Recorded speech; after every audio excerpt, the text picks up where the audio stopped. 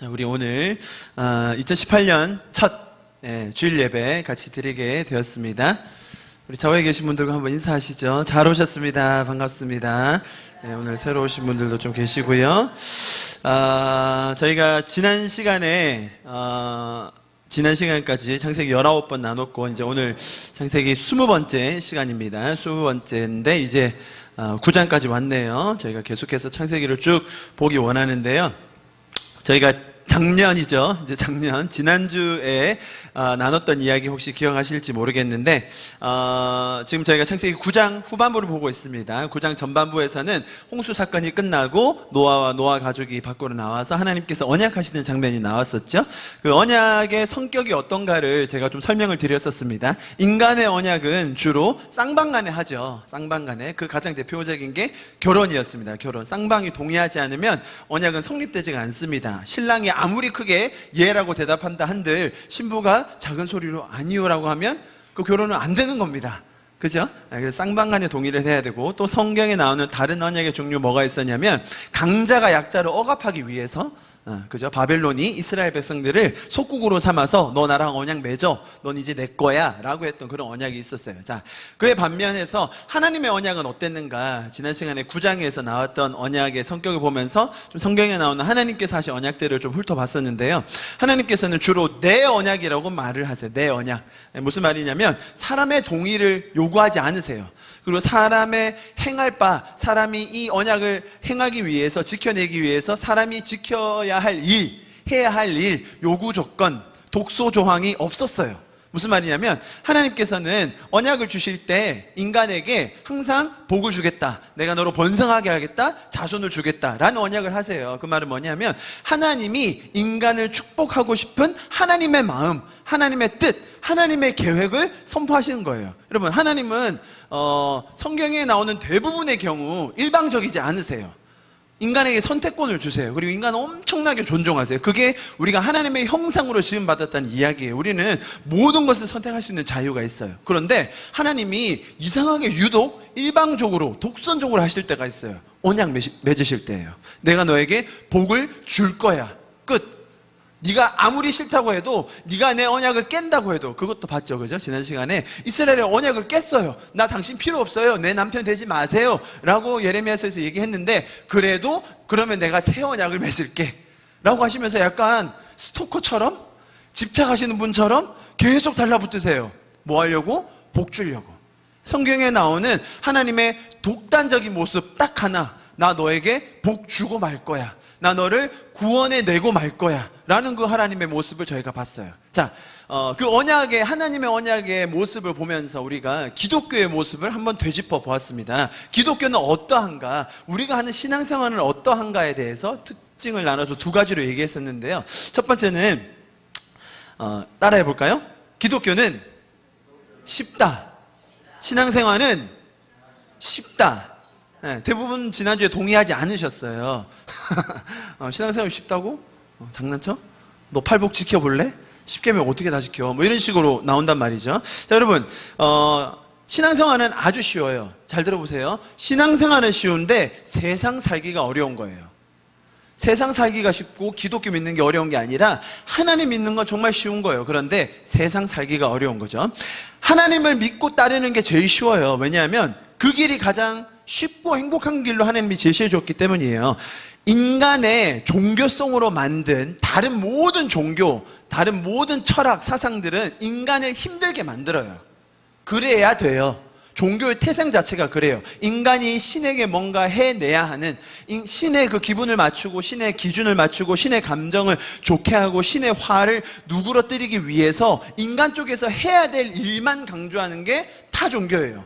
기독교만 달라요, 여러분. 기독교만 다릅니다. 기독교는 하나님이 뭘 하셨나에 대한 이야기를 설명해 주는 거예요. 내가 뭘 해야 되고 내가 하지 말아야 될 것을 열거해 놓은 것이 아니라 하나님께서 나에게 어떤 일을 행하셨는가를 점점 더 알아가는 것, 그리고 그 알아가는 것에 대한 반응을 통해서 내 삶이 변하는 것, 그게 신앙이에요. 그래서 신앙은 쉬운 겁니다. 그런데 사람들은 성경을 읽으며 대부분 그렇게 생각을 잘 못합니다. 대표적인 예로 제가 십계명과 팔복을 예를 들었었습니다. 자, 십계명 여러분 보십시오. 쉽습니까? 어렵습니까?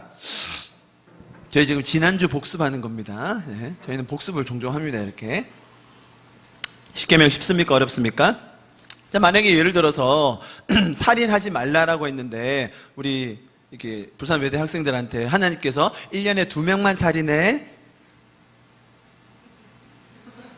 갑자기 기분이 좋아져요? 하나님의 명령으로 그 자식을 죽일 수 있겠다. 자, 여러분 생각해 보세요. 우상을 만들지 말고 그것들에게 절하지 말라. 여러분 우상 만들어서 절하는 거 상당히 어려워요. 그러니까 지금 여기 이 명령을 보면 우리는 하나님의 명령이라고 하니까 이거 안 지키면 벌 받고 지켜야 상 받고 이렇게 생각하는데 사실 여러분 이건 보면 너무 당연한 것들이에요. 당연한 것. 간음하지 말라. 애인 3명 이상 꼭 두세요. 부부 말고 애인을. 그러면 편하시겠어요, 마음이? 그러니까 여러분 잘 보시면 십계명이라는 게 우리가 이미 다 지키고 있고 인간의 윤리적으로 사람의 기본적인 상식 안에서 다 지키는 거예요. 그래도 팔복은 그렇지 않잖아요. 팔복 보세요. 팔복 중에 대표적인 예입니다. 대표적인 얘기. 뺨 한 대 맞으면 어떻게 해라? 다른 뺨도 들이대서 한 대 더 맞아라. 그럼 이러면 더 쉽겠죠. 자, 뺨 한 대 맞으면 가서 이빨을 10개 뽑아라. 이러면 더 쉽겠어요? 한 대 더 맞는 게 더 쉽지 않겠어요? 그죠? 한 대 맞았으니까 한 대 더 맞는 게 훨씬 쉬워요. 여러분, 제가 지난주에 설명했더니 우리는 다 이미 그렇게 살고 있어요, 여러분. 그러니까 뺨을 맞는다는 이 물리적인 이미지 때문에 우리가 좀 어렵게 생각하는데 친구가 나한테 부탁을 하면 그 부탁만 들어주나요?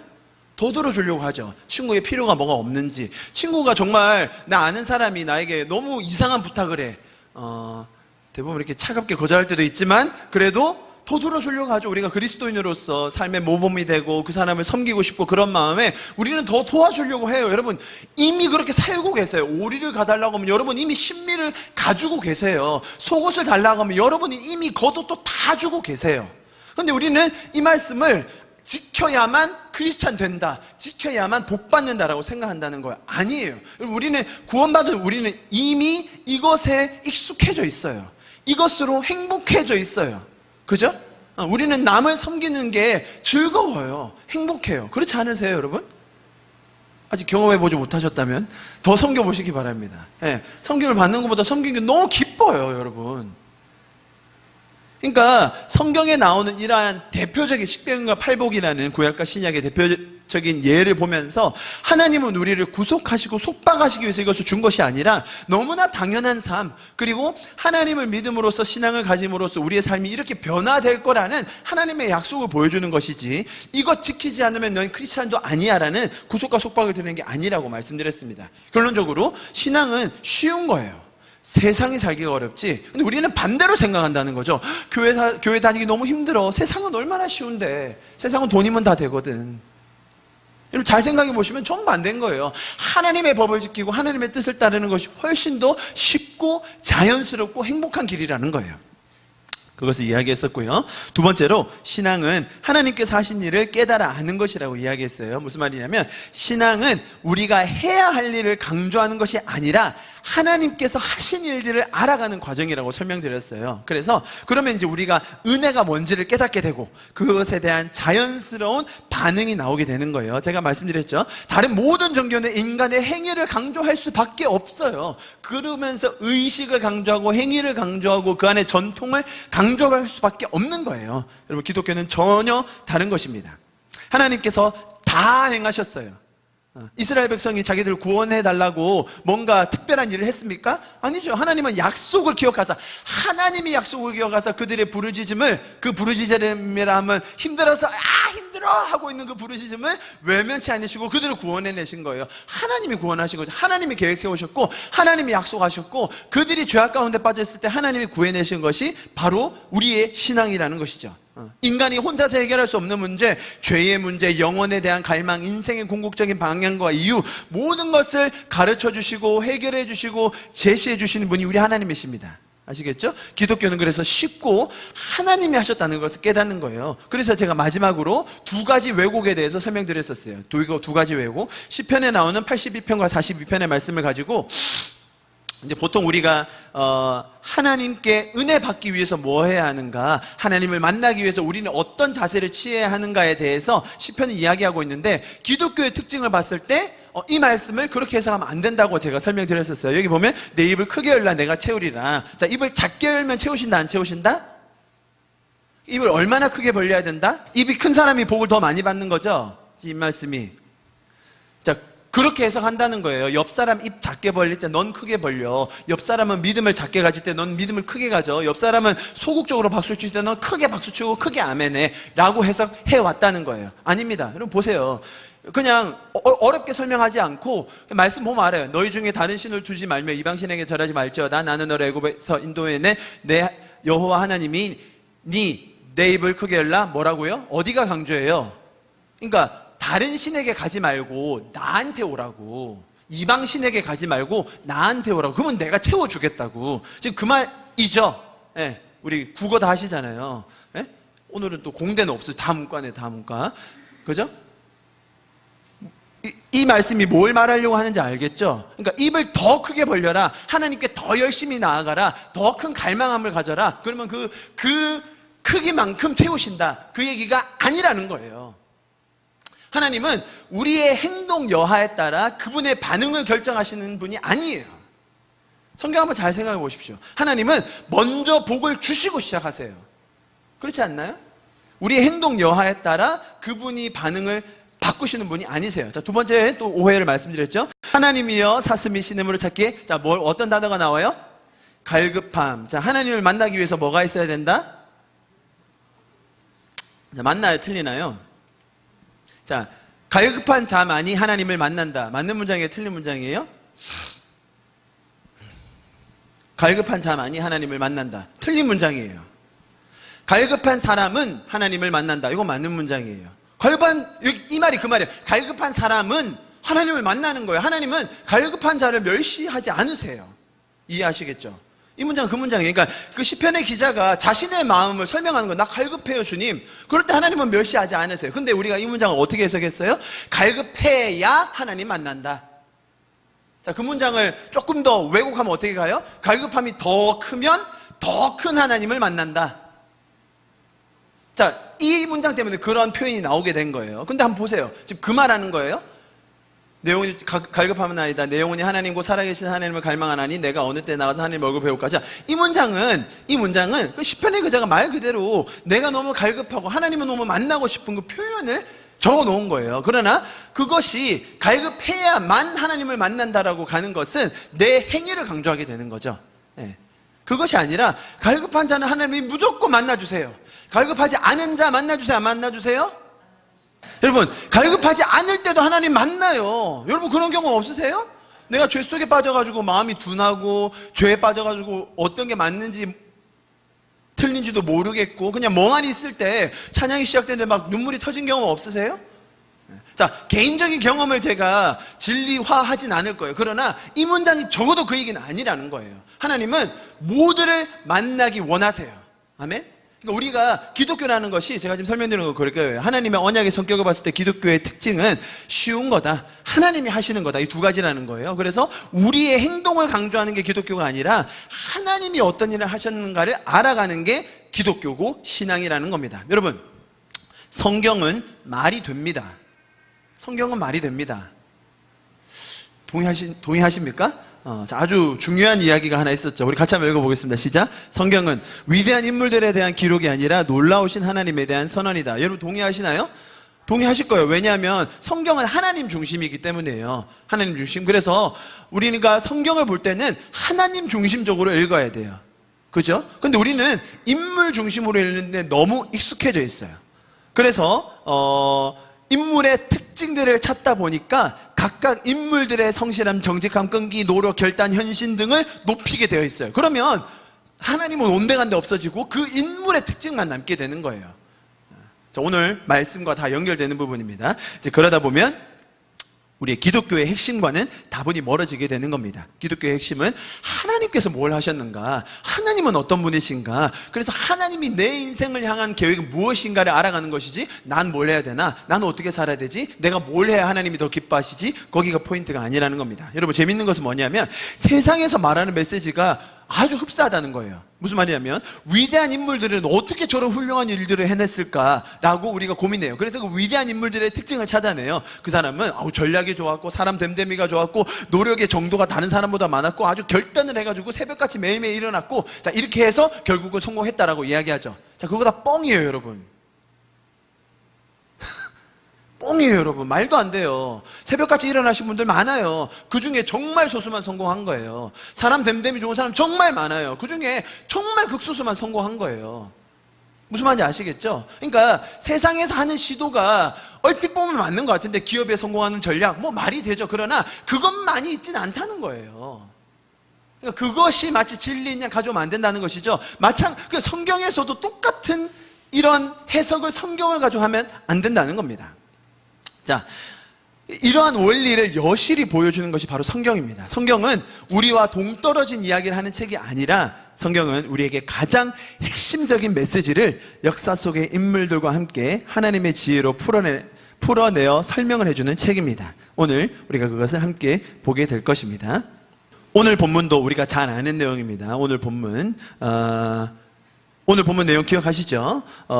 이 본문에 대한 설교는 거의 대동소이합니다. 거의 똑같아요.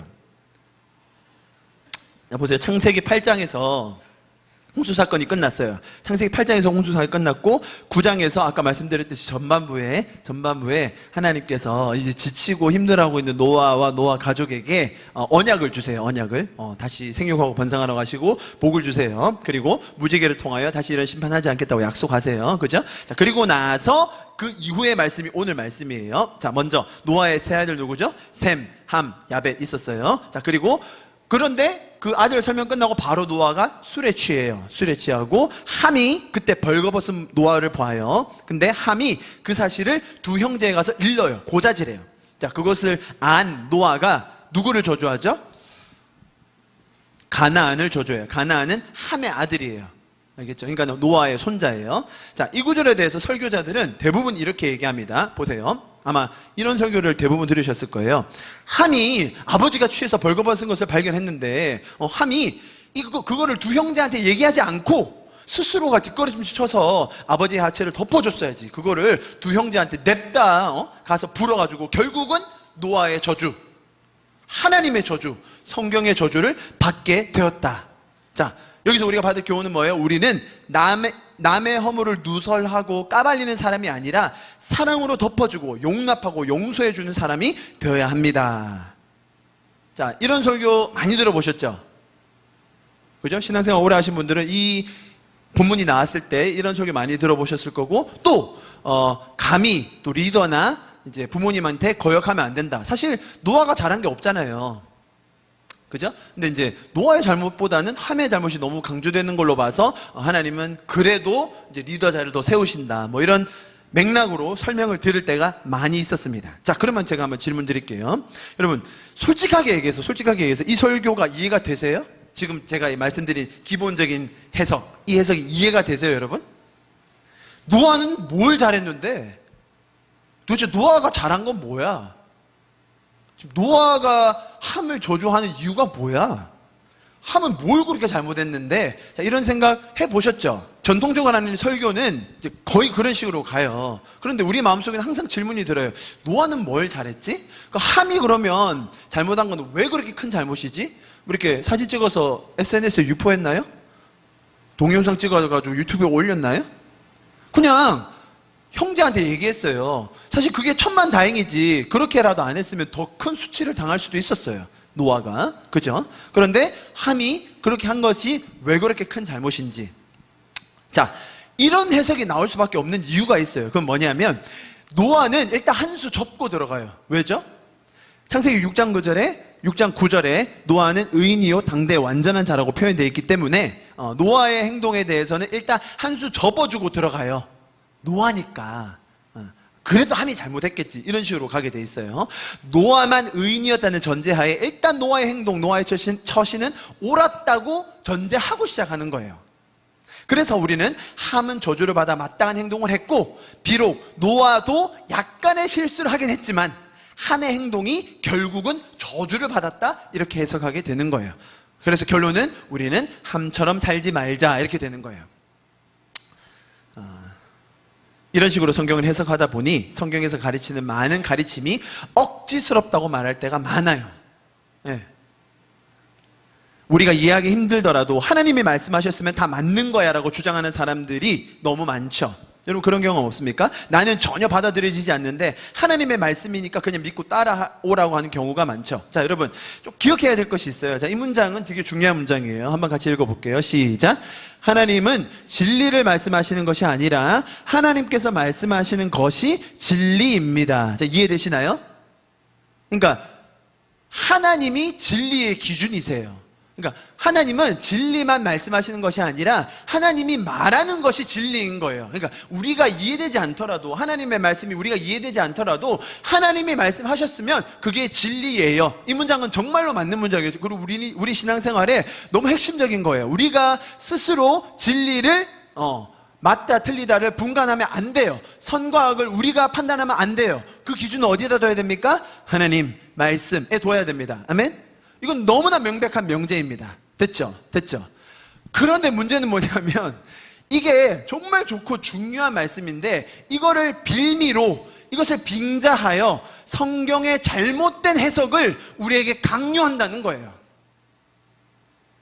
여러분 성경은 정말로 말이 되고요. 성경은 정말로 윤리적이고요. 성경은 정말로 우리의 삶과 직접적으로 연결이 돼 있음에도 불구하고 정말 우리의 삶과는 맞지 않은 해석, 오늘 해석 같은, 아니 할아버지가 아들이 좀 실수했어요. 에? 그것도 뭐 고의적으로 엄청난 실수를 한 게 아니라 좀 경솔하게 행동한 것 같아요. 근데 누구를 저주해요?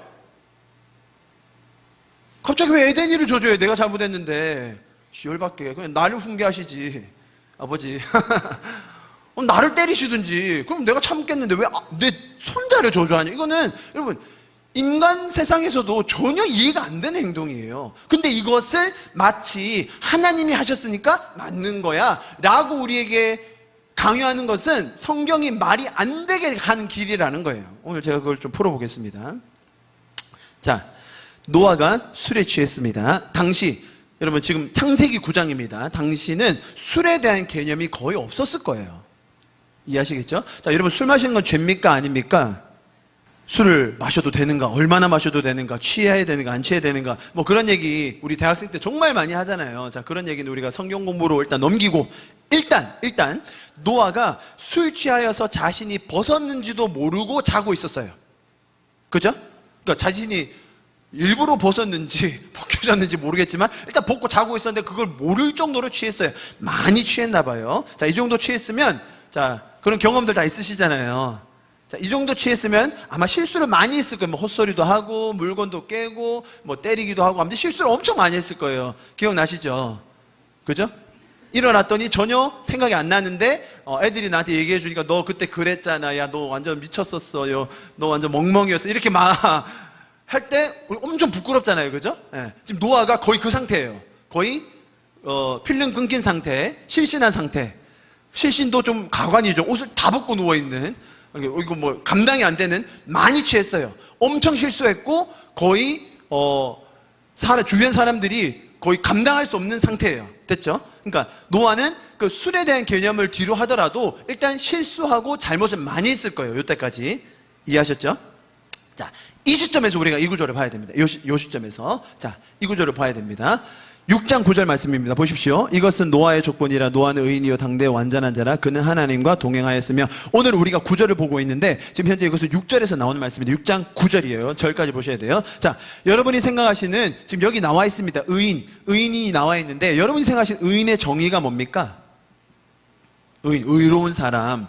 적어도 누구 정도는 돼야 되는, 그죠?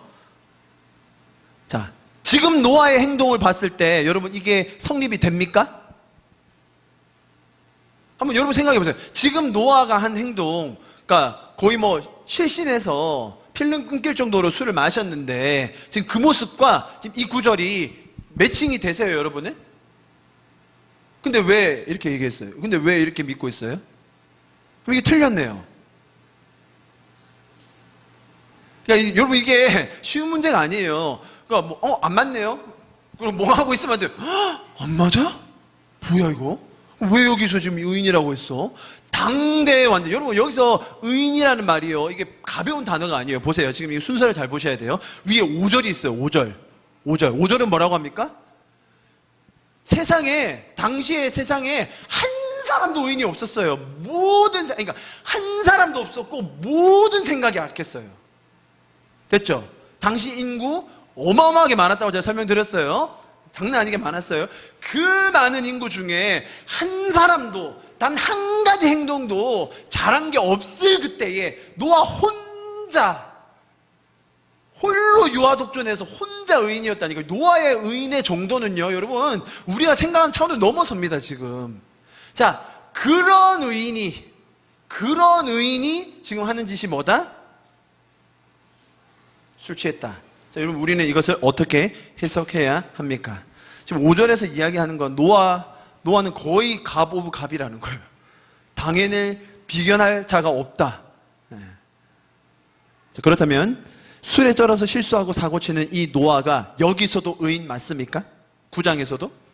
당대의 완전한 자라고 할 수 있을까요? 이쯤 되면 차라리 노아가 죄악 쪽으로 가고 며느리나 아들 중에 한 명 그 타이틀 물려줘야 되지 않을까요?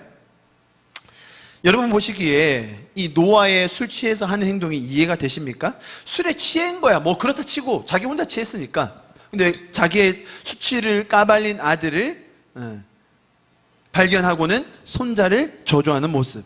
이건 상식적으로 도저히 이해가 안 되는 상황입니다. 자, 그래서 지금 오늘 9장에서 노아의 이야기는 잘 들어보세요.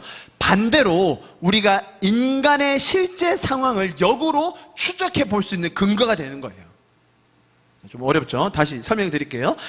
제가 여러 번 설교했어요. 기억하실 겁니다. 성경에는 노아가 의인이요 당대 완전한 자라고 기록해 놓았는데, 그렇다면 이 의인이라는 설명과 오늘 읽었던 이 행동은 너무 다른 거예요. 두 가지 중에 하나는 틀렸다는 거예요. 그죠?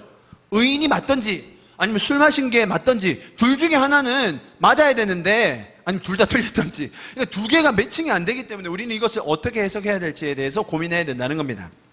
자, 그런데 재밌는 건 뭐냐면 아까 제가 말씀드렸던 것처럼 이것을 해석하는 방향이 일반적으로는 이상하게 가요.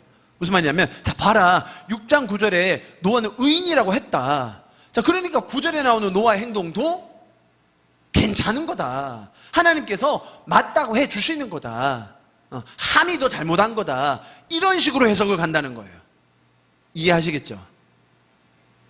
그러니까 그 말을 받아들이냐 안 받아들이냐가 아니라 보통은 그렇게 해석한다는 거예요. 보통은 노아는 의인이잖아. 봐, 여기 의인이라고 돼 있잖아. 의인이니까 노아의 행동은 맞는 거야. 노아의 저주 맞는 거야. 노아가 함을 저주하는 거, 가난을 저주하는 거, 그게 하나님의 뜻인 거야. 이렇게 해석한다는 거예요. 이해하시겠죠? 자, 여러분, 하나님은요 억지스럽지 않으세요. 이렇게 말도 안 되게 풀어내지 않으세요. 하나님은 상식적이고 윤리적이며 사랑의 하나님이세요. 믿으십니까? 자기 자식이 실수했는데 그것도 어마어마한 실수를 한 것도 아니고 그것을 가지고 자식에게 훈계하든지 시정할 수 있는 기회를 주든지 아니면 체벌을 하든지 뭐 그거는 이해하겠는데 손자를 저주하다니요. 여러분, 하나님의 속성을 볼 때 이 지금 노아의 행동은 전혀 이해되거나 받아들일 수 없는 상황입니다. 그렇다면 우리는 이 구절을 어떻게 해석해야 합니까? 여러분, 너무 쉬워요. 그러니까 우리가 이게 성경은 우리를 속인 적이 없어요. 성경은 우리에게 이상하게 말하지 않거든요. 우리가 이상하게 해석하는 거예요. 여러분, 이 9장의 말씀은 너무 쉬워요. 노아가 실수한 거예요. 노아가 실수한 겁니다. 노아는 의인이 아닙니다. 노아 의인 아니에요. 하나님이 은혜를 주셔서 의인으로 여겨주실 뿐이에요. 보세요. 그러니까 제가 여러 번 설명드렸죠. 5절이 있고 6장 5절이 있고 9절이 있단 말입니다. 예? 그러니까 우리가 이 두 가지만 보면 노아는 노아 is 갑 오브 갑, 그냥 뭐 끝나는 거예요. 전혀 견줄 대상이 없어요. 맞아요. 자, 그런데 우리는 왜 2절을 안 보냐는 거예요. 이거를 왜 8절을 안 보냐는 거예요. 예? 그러니까 8절이 선행하고 그 다음에 9절이 나와야 된다는 거예요. 그러니까 노아가 모든 사람이 타락해가지고 자기 혼자만 의인으로 서 있었던 게 아니라 모든 사람이 타락했을 그때에 노아가 하나님께 은혜를 받았더라. 그래서 9절에 결론으로 뭐가 됐다? 하나님이 노아를 의인으로 받아주셨다. 저와 여러분처럼 우리가 죄인이었을 때에, 내가 하나님도 알지 못할 때에, 내가 죄악의 구렁텅이에 빠져 있을 때에 하나님께서 날 찾아와 주시고 하나님께서 날 만나 주시고 은혜 주셔서 우리가 의인된 거 아니에요? 노아가 잘해가지고 8절 된 거예요? 노아가 9절 해가지고 8절 된 거예요? 5절 같은 세상 속에서 노아가 9절 같이 잘해가지고 8절 같은 하나님의 반응이 나온 거예요? 우리 다 그렇게 해석하고 있다는 거예요. 노아를 봐라. 노아가 얼마나 신실했냐? 노아는 얼마나 정직했냐? 노아는 얼마나 끈기가 있었냐? 인내가 있었냐? 120년 동안 방주지면서 한 번도 불평하지 않고 사람들이 욕하고 저주할 때마다 노아는 끝까지 약속을 지키고, 거 봐라. 노아는 의인이었고, 노아는 완전한 자였고, 끈기 있었고, 믿음이 있었고, 열정이 있었다. 복음을 전에 열정이 있었다. 다 헛소리야, 다 헛소리. 8절이 있다니까. 8절. 은혜를 받으니까 노아가 그렇게 할 수 있었다는 거예요. 아닙니까? 노아가 어떻게 그런 일을 합니까? 뭘 듣고 뭘 보고 하나님 경험했는데요. 노아는 은혜를 받아서 방주를 완성할 수 있었던 거예요. 은혜를 받아서 방주에서 견딜 수 있었던 거예요. 그게 기독교의 원리입니다, 여러분. 우리가 뭔가를 잘 해내서 은혜가 오는 게 아니라는 겁니다. 그러면 성경이 말이 되는 겁니다, 여러분. 9장이 이해가 되는 겁니다. 여러분, 이 순서를 꼭 기억해 주셨으면 좋겠습니다. 노아 똑같은 죄인이었습니다. 저와 여러분 똑같은 죄인입니다. 그런데 하나님은 은혜를 먼저 주신 것입니다. 자, 그런데 그 상황에서 노아가 변질하게 되는 거예요. 자, 노아의 이런 언행을 보면서 우리는 많은 것을 생각하게 돼요. 노아는 은혜를 경험한 자였죠. 만약에 그 은혜를 기억하고, 보세요. 그 은혜를 받았던 것, 방주 사건, 막 그런 많은 것들을 기억한다면 지금 이런 상황을 맞이했을 때 전혀 달라졌을 거예요. 자기가 술 취한 것을 발견했어요? 그럼 어떻게 하면 됩니까? 내가 술 취했네. 내가 무슨 짓을 한 거지? 내가 실수한 건 없나? 내가 잘못한 건 없나? 이렇게 나와야 정상 아니에요? 우리 다 그렇게 하지 않아요? 어떤 놈이 날 여기 눕혔어? 이렇게 나오세요? 와, 누가 날 여기까지 데려다 줬지? 누가 날 여기까지 눕혀줬지? 그게 당연한 거 아니에요, 여러분? 아들이 조금 경솔하게 했어요. 자, 보세요. 아까 말씀드렸듯이 함이 그렇게 했으니 망정이지, 그렇게 안 해서 며느리 셋이 돌아왔다 생각해 보세요. 이거 수치가 이런 말도 못하는 겁니다. 차라리 다행 아닙니까? 여러분, 저희가 아까 팔복에서 읽었던 것처럼 만약에 노아가 자기 입장에서 뺨 한 대 맞았다고 생각해 보세요. 함이 내 수치를 들쳤네? 그럼 어떻게 해야 돼요? 내가 잘못했네. 그리고 다른 감정 들이댈 줄 알아야죠. 지금 노아의 행동은 말 그대로 한 대 맞았더니 가서 이빨 10개 뽑는 거예요. 안 그렇습니까? 너 이 자식 한번 당해봐. 감히 그런 짓을 해? 라고 하는 노아의 행동을 우리가 볼 수 있는 거예요. 자, 여러분, 노아가요 방주에 있을 때 정말 힘든 시간을 보냈어요. 방주는 유람선이 아니었습니다. 수영장 딸린 극장이 있는 호화 유람선이 아니었어요. 네모 반듯한 큰 박스였어요. 동물 울음소리, 배변, 신음소리 난리도 아닌데 그 속에서 칠흑 같은 어둠 속에서 언제 끝날지도 모르고 살아날지도 모르고 하나님이 구원하실 줄도 모르는 그런 상황에서 정말 힘든 수백 일의 그 시간을 보내고 기진맥진하여 나와 있었어요. 그죠? 노아가 방주에서 내렸을 때는 그런 상태였어요. 영적으로, 육적으로, 심적으로 막 기진맥진해서 살찐한 상태였어요. 그때 하나님이 찾아오셔서 무지개 보여주시고 언약해 주시고 아담과 하와에게 주셨던 그 말씀, 생육하고 번성하라고 다시 말씀해 주신 거예요. 자, 그러면서 노아는 회복되는 거예요. 그죠? 새 언약을 받으면서 하나님의 말씀을 들으면서 하나님을 만나면서 마음이 회복되고 좋아지는 거예요. 그게 우리의 삶이지 않습니까? 자, 그런데 그랬던 노아였건만 이제 살만해지는 거예요. 포도도 잘 열리고요. 수확한 열매들 막 주변의 환경들이 점점 좋아집니다. 술도 한번 마셔봅니다. 마음이 편안합니다. 마치 자기가 정말 잘해서 노력해서 지금 모든 것이 이루어진 것 마냥 목소리를 높여서 노래하고 춤도 춥니다. 자화자찬을 늘어놓죠. 마치 자신이 하나님인 것처럼 손자 가나안을 조조하는 모습에서 노아라는 죄인의 실체를 적나라하게 보게 됩니다. 여러분, 지금 우리가 노아 같지는 않나요? 지금 우리의 모습이 노아 같지 않냐는 겁니다. 우리는 오늘 이 말씀을 읽으면서 그것을 발견해야 되는 겁니다. 내가 노아처럼 내가 한 대 맞았을 때 다른 사람을 10대 때리고 있지는 않나. 내가 은혜를 잊고서 은혜를 받았던 그 시절을 다 까맣게 잊고서 마치 내가 이루어낸 것처럼 지금 내가 있는 이 자리, 지금 내가 앉아있는 이 자리, 또 내가 이루어낸 것들 마치 내가 다 한 것처럼 자화자찬하고 있지는 않나. 우리는 그것을 돌아봐야 된다는 겁니다. 여러분, 이렇듯 성경은 우리에게 너무나 중요한 것을 가르쳐주고 우리는 그것들을 배우게 됩니다. 우리는 다시 한번 위대한 인물의 스토리가 아닌 하나님의 은혜를 배우게 되는 것입니다. 아멘? 그에 반해 인간이 얼마나 악한지, 얼마나 부족한지, 연약한지를 동시에 보게 됩니다. 여러분, 하나님의 방법을 배우는 저와 여러분이 되기를 소망합니다. 아멘? 하나님은 선하셔서 날마다 우리에게 하나님을 더 경험하게 해주기를 원하십니다. 여러분, 우리가 창세기 9장까지 오면서 하나님의 일관된 모습을 계속 보고 있어요. 하나님은 우리가 죄악 속에 있을 때 우리를 벌하지 않으세요. 동의하십니까? 하나님은 우리가 죄악 속에 있을 때 우리를 벌하지 않으세요. 우리는 창세기 지금 9장까지 오면서 계속 그런 모습을 반복적으로 보고 있었어요. 오히려 우리의 죄적인 선택이 항상 참혹한 결과를 가져와요. 그때마다 하나님은 우리를 도와주시죠. 선한 길로 인도하십니다. 제가 계속 반복적으로 이야기하고 있습니다. 성경은 억지스럽지 않아요. 성경은 말이 됩니다.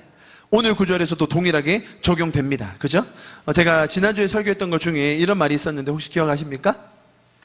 그러니까 성경을 이해하는 어떤 하나의 틀을 제가 하나 제시했었는데요. 하나님은 우리를 사랑의 존재로 지으셨고, 그리고 지금 현재 우리에게 하나님 안에서 참된 기쁨과 행복을 주기 원하세요. 동의하시죠? 그게 하나님께서 우리를 향해 가지신 마음이에요. 그렇다면 지금 이 구절은 뭘 말하고 있는가? 자, 이런 맥락에서 볼 때 오늘 말씀도 동일하다는 거예요. 동일하다는 거예요. 그러니까 하나님은 우리를 벌하시지 않는데 인간이 서로를 저주하는구나. 하나님은 우리를 벌하시지 않는데 인간의 죄의 결과가 서로를 죽이고 우리의 삶을 어렵게 만들고 있구나. 이것을 우리가 배우게 되는 거예요. 오늘 구절을 통해서. 여러분, 하나님은 우리를 벌하시지 않습니다. 한번 따라해 봅시다. 하나님은 우리를 벌하시지 않습니다. 너무나 많은 경우에 사람들은 안 좋은 일이 생기면, 예를 들면 오늘 함과 가난이 받았던 저주처럼 안 좋은 일이 생기면 하나님께 이렇게 묻죠. 내가 도대체 뭘 잘못했길래 이런 잘못을 내리시나? 이런 벌을 내리시나? 조금 신앙이 좋으신 분들은 이렇게 말을 많이 하세요. 하나님께서 내가 더 기도하게 하기 위해서 이런 시련과 환난을 주시나 보다 라고 이야기합니다.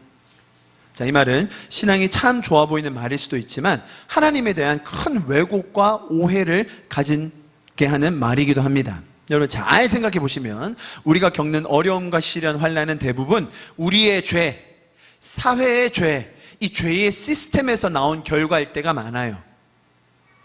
이해하십니까? 자, 하나님이 우리를 단련시키기 위해서, 정금으로 만들기 위해서 우리를 어려운 상황으로 일부러 몰고 가시는 게 아니에요. 오늘 말씀도 동일했어요. 노아의 저주를 보면 우리는 은혜를 망각하는 인간의 치졸함과 어리석음을 발견하게 되는 것이지, 결국 하나님도 한 번 실수하면 저렇게 얄짤없이 저주하시는 분이시구나, 그런 얘기가 아니라는 거예요. 그죠? 하나님이 우리가 한 번 실수할 때 저 정도로 저주를 퍼부으십니까? 아니에요. 아니에요. 노아가 마치 자기가 하나님 된 것처럼 실수하고 있는 겁니다. 이해하시겠죠? 여러분, 하나님이 우리를 단련하셔서 정금같이 만든다고 생각하세요? 자, 이 그래프 한번 보십시오. 자, 아주 재밌는 그래프입니다. 우리의 인생의 모습은 대부분 이럴 겁니다. 올라갈 때도 있고 내려갈 때도 있죠. 우리의 건강도, 환경도, 재정도, 직장 생활도, 친구 관계도, 모든 것이 이렇게 오르막 내리막이 있을 겁니다. 그죠? 이해하셨죠? 자, 그런데 우리는 이 그래프를 이렇게 이해할 때가 많아요. 한번 잘 보세요. 자, 난 잘 가고 있었어요. 은혜 받아 잘 가고 있었어. 그런데 내가 조금 교만해졌어. 요 교만 딱 와가지고 하나님이 나의 교만을 팍 꺾으셨어. 팍 꺾으셔가지고 이제 내가 교만했다는 걸 깨닫고 그때부터 또 이제 금식기도 해요. 금식기도 쫙 올라가요. 근데 내가 또 은혜를 까먹어가지고 또 하나님께서 팍 치셔. 자, 이래가지고 이때부터 이제 내가 또 철야에 들어가서 쭉 많이 올라가요. 많이 올라가서 또 올라갔더니 이제 내가 예배도 조금 빠지게 되고 헌금도 조금 떼먹고 하다 보니까 하나님이 이제 그때 확 쳐버리세요. 그래 이제 그때부터는 뭐 아주 열심히 다시 올라가요. 그랬더니 또 내가 여기서는 마지막으로 하나님 말씀을 거역하고 말이야. 그랬더니 하나님께서 팍 치셔가지고 내가 또 다시 올라왔다. 신앙생활을 이렇게 해서 가실 때가 많으시지 않으셨어요? 자, 여러분, 이거는, 이걸 뭐라고 부르냐면, 해병대 캠프라고 불러요. 해병대 캠프. 이제, 잘하고 있는 사람 불러가지고, 인생의 쓴맛을 보게 해서, 결국은 조금 더 성숙하게 만든다. 자, 여기서 잘 보면 되게 재밌는 게 뭐냐면, 내려가게 만든 주체가 누구예요?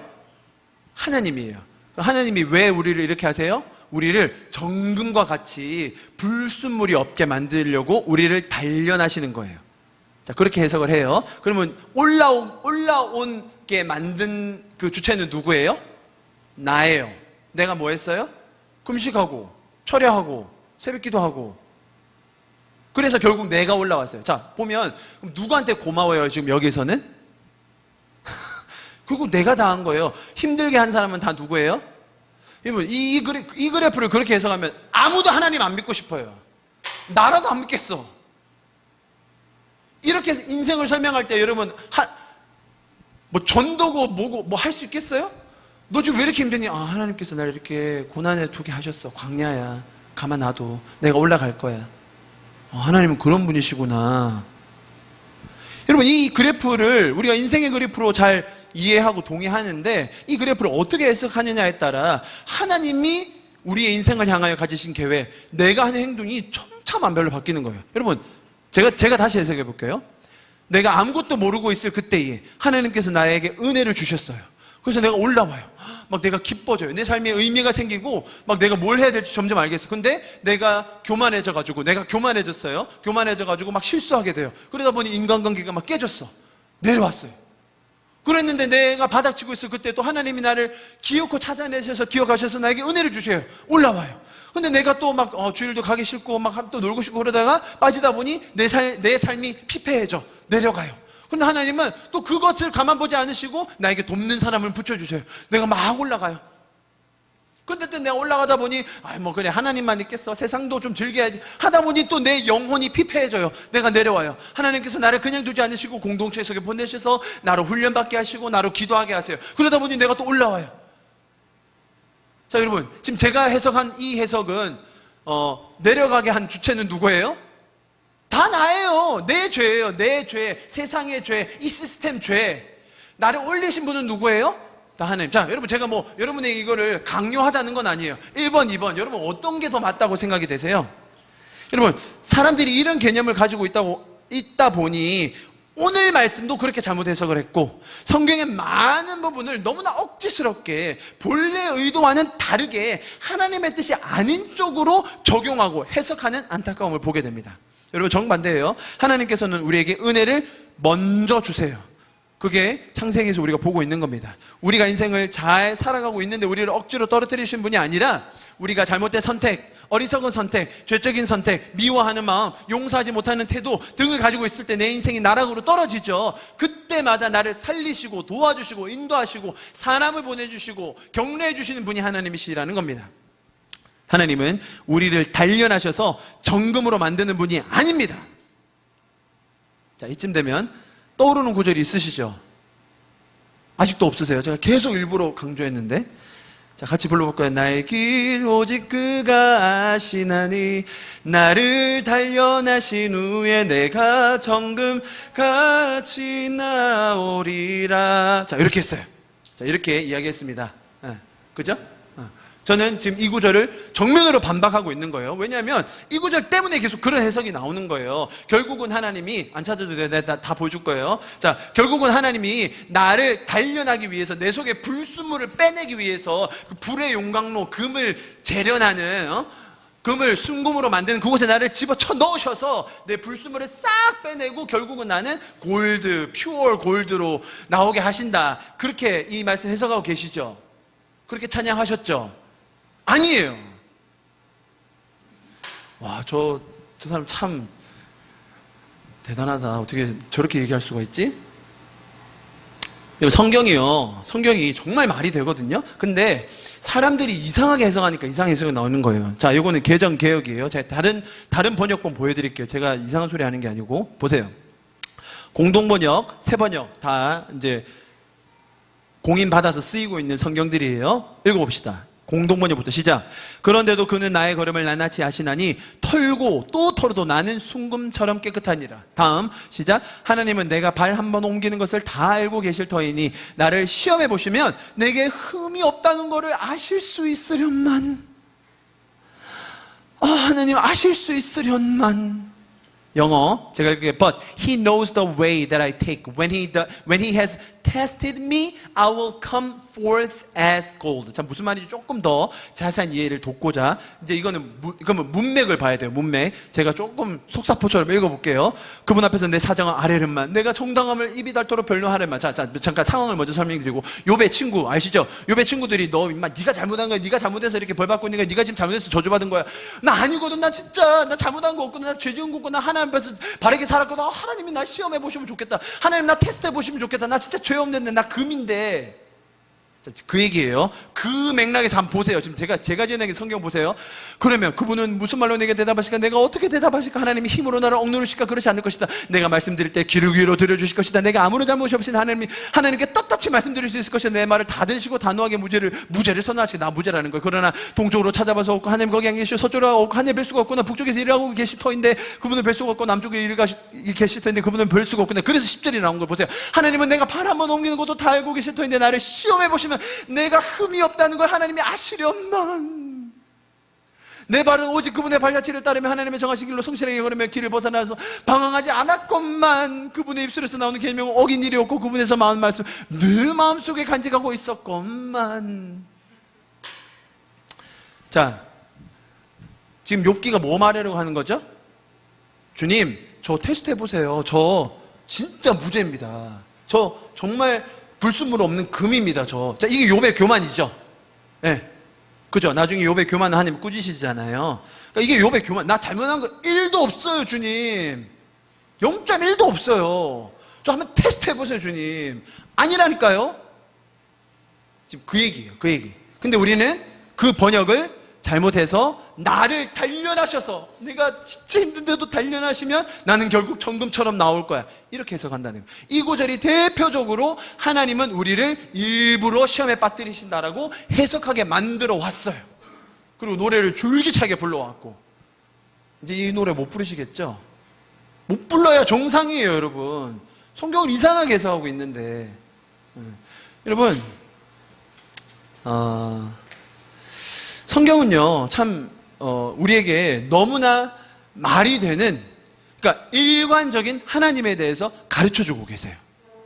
그러니까 성경에 나오는 하나님은 우리를 속이신 적이 없어요. 성경은 우리를 속인 적이 없어요. 우리가 성경의 말씀을 왜곡해서 읽고 이해하고 적용해서 하나님을 이상하게 만들고 있을 뿐입니다. 좀 말씀을 마무리하겠습니다. 오늘 저희가 창세기 9장까지의 말씀을 저희가 쭉 봤습니다. 노아의 모습, 그죠? 노아의 모습을 보고, 그 다음에 노아가 은혜 받아서 어떻게 하나님께 의인으로 부름을 받았는지, 그리고 그 은혜 받은 의인으로 여김받은 그 노아가 어떻게 하나님의 은혜를 저버리고 사람들을 저주하게 되는지, 하나님이 우리에게 우리가 잘못한 것에 대해서, 그러니까 한 가지 실수한 거에 대해서 우리를 저주하시는 분이 아니라는 것을 우리가 다 동의합니다. 그런데 우리는 그 성경 창세기 6장에 나오는 그 흐름을 발견하지 못한 채 잘못된 선입견으로 9장까지 가다 보니 노아의 이 저주가 마치 의인이 한 저주처럼, 하나님이 한 저주처럼 여겨버린다는 겁니다. 여러분, 그래서 가나안이라는 이름에 집중해서 결국 가나안이라는 땅을 정복하고 막 그거에 대해서 여러 가지 해석을 하신 성경학자들이 있어요. 뭐 말이 되게 만드는 사람도 있어요. 그러나 여러분, 하나님의 속성과 하나님의 그 마음과 하나님이 우리를 향하여 가지신 태도를 볼 때 우리는 그 말을 받아들이기가 힘듭니다. 오히려 지금 이 은혜로 의인으로 여김받은 노아가 하나님의 은혜를 잊은 채 마치 자기가 하나님이 된 것처럼 저주하는 모습을 보면서 우리는 우리 자신의 모습을 되돌아보게 되는 것입니다. 여러분, 하나님은 우리가 죄악 속에 빠져 있을 때 우리를 벌하시지 않으세요. 나를 정금으로 만들기 위해서 나에게 일부러 단련을 주지 않으세요. 우리가 일부러 단련을 주지 않는 게 왜 맞냐면, 단련 주시기 전에 우리가 이미 나락으로 떨어지고 있어요. 우리는 항상 아까 그 그래프처럼 우리의 죄를 때문에, 우리의 무지 때문에, 우리의 게으름 때문에, 우리의 이 연약함 때문에 하나님께서 일부러 우리를 떨어뜨리시지 않아도 우리는 이미 그 자리로 가 있을 때가 너무 많아요. 그럴 때마다 하나님은 우리가 떨어지고 있을 때 우리를 더 밟으셔가지고 왕창 그냥 바닥으로 떨어뜨려서 우리를 산산조각 내시는 분이 아니라 우리를 조심스럽게 다치지 않게 받쳐주시고 인도해주시고 세워주시는 분이 우리의 하나님이시라는 겁니다. 여러분, 그 선하신 하나님을 우리가 더 경험했으면 좋겠습니다.